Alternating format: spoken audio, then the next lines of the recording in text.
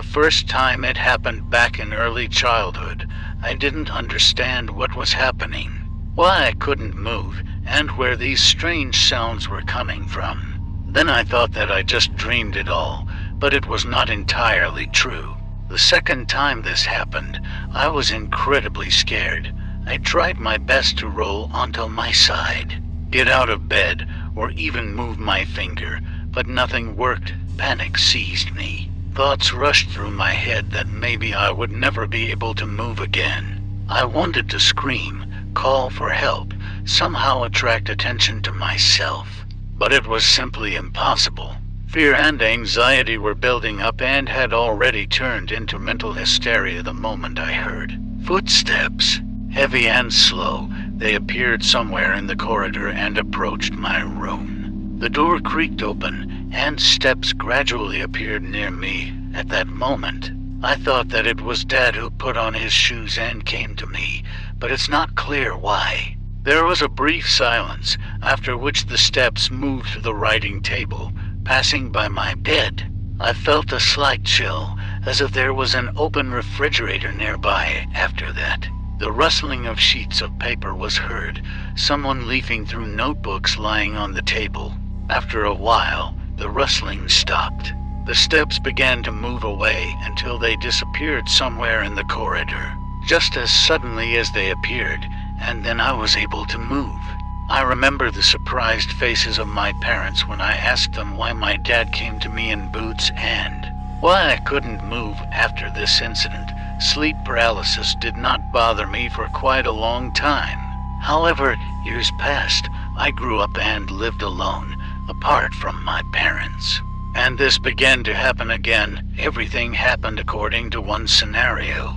I woke up in the middle of the night and realized that I couldn't move or do anything at all. Sometimes strange and even frightening sounds were heard, but most of the time everything was quiet.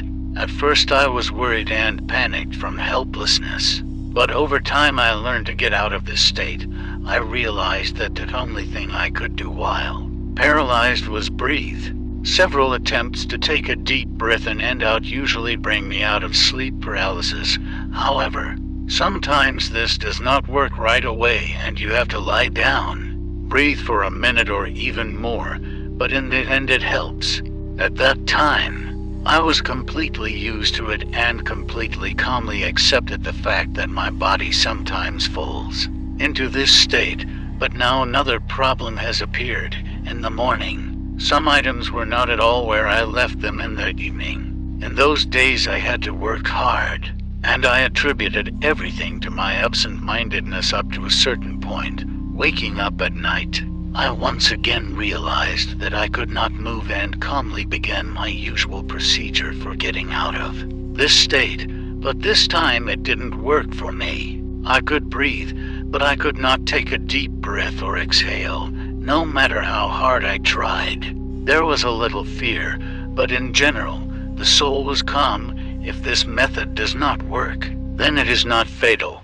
I will think of something else. At that moment, footsteps sounded in the corridor, as then, heavy and slow, they reached the room. The door opened with a creak. The footsteps moved towards me and stopped right next to the bed. I again felt a slight chill and remembered that incident from my childhood. Fear became many times stronger. My heart began to pound like crazy, and a weak, barely audible whisper cut through my ears. I had a hard time making out the words.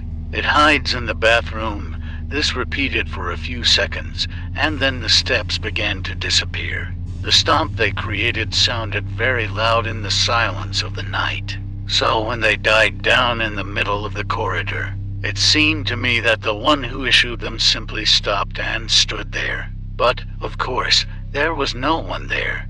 Soon I was able to move and immediately walked around the apartment, checking every corner. I checked the bathtub with extreme care, but found nothing. Everything pointed to the fact that once again I was the victim of a hallucination of sleep paralysis.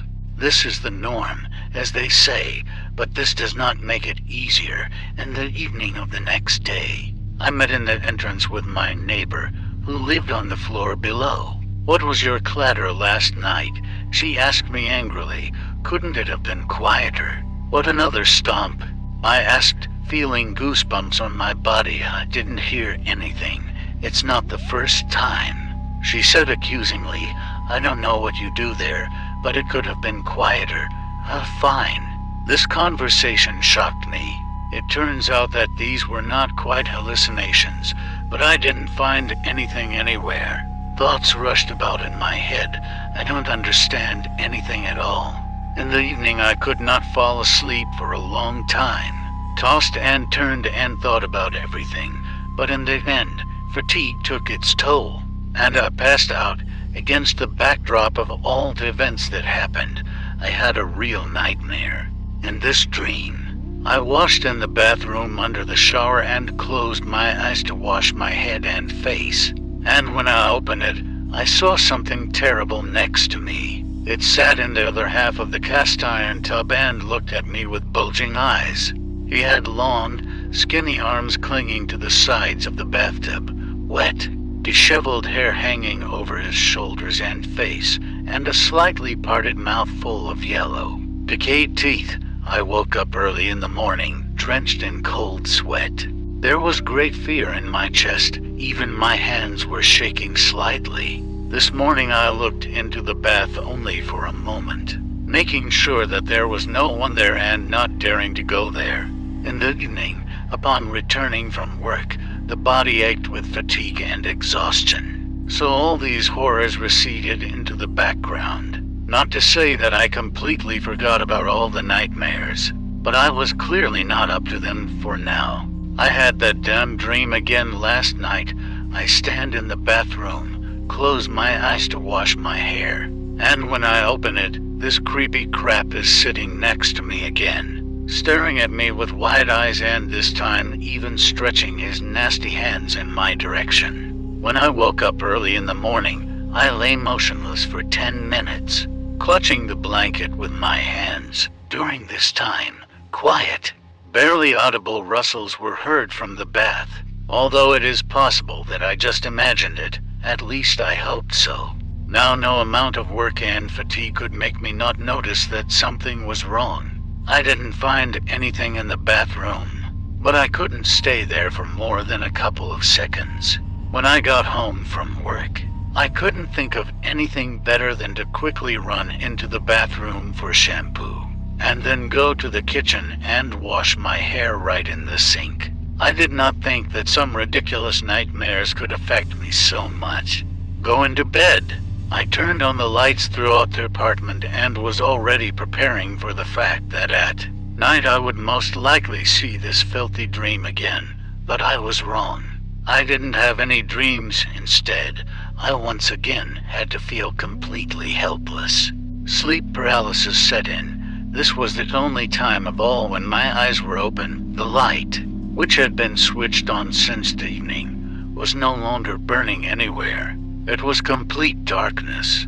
I could not move, as well as take a deep breath or exhale. So I had to get out of this state somehow differently. Just a few seconds later, loud, heavy footsteps were heard in the corridor and the door to the room opened. A large, white silhouette appeared in the doorway. To enter the room, he had to bend down slightly, as he was over 2 meters tall.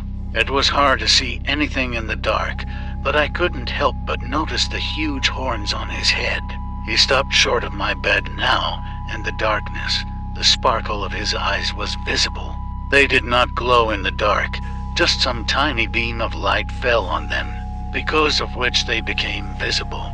Movements were vaguely traced on his face, as if many fingers growing directly from his cheeks were constantly moving around his mouth, nose, and eyes. Soon he continued to walk in my direction and, coming close to the bed, disappeared from my field of vision. As then, there was a barely audible whisper, repeating the same phrase several times. I was so scared that I didn't try to understand the words. I just wanted this thing to get as far away from me as possible. Unfortunately, I still managed to make out the words, "It will come for you." When this terrible creature began to leave, I finally managed to get out of sleep paralysis. As soon as I made the first movement, the whole apartment immediately turned on the light. This creature disappeared, and I sat on the bed, trying to understand what had happened. His hands were shaking with fear, his heart was beating wildly, and panic thoughts rushed through his head, whether they were hallucinations or not. I now did not care at all. I gathered all the necessary things and moved to a rented apartment that very morning, because it was simply unbearable to stay here. At first, everything was fine. Nightmares no longer occurred, and sleep paralysis no longer occurred, but this did not last long. I tried to find information about this on the internet, communicated with people who call themselves demonologists and exorcists, but everything was useless. They all turned out to be ordinary charlatans, and all I could find on the net was stupid advice about going to the doctor and drinking a sedative. Now no sleeping pills can save me from the terrible dream that I have every damn night. In this dream, I again see that terrible creature with big eyes, disheveled hair and long, skinny arms. Only now I am no longer in the bathroom, but in my room. I wake up the moment this creature crawls into my room and moves towards me. Each time the moment of awakening becomes later, and the creature gets closer and closer to me. The last time it was barely able to touch my fingers, and last night I was in for a nasty surprise. Instead of a bad dream, I had sleep paralysis. My eyes were closed, but that didn't stop me from understanding what had happened. I heard the creak of the door opening, followed by the clatter of hands and feet clumsily on the floor. When the footsteps got close to me, something grabbed my blanket and began to pull it to the floor.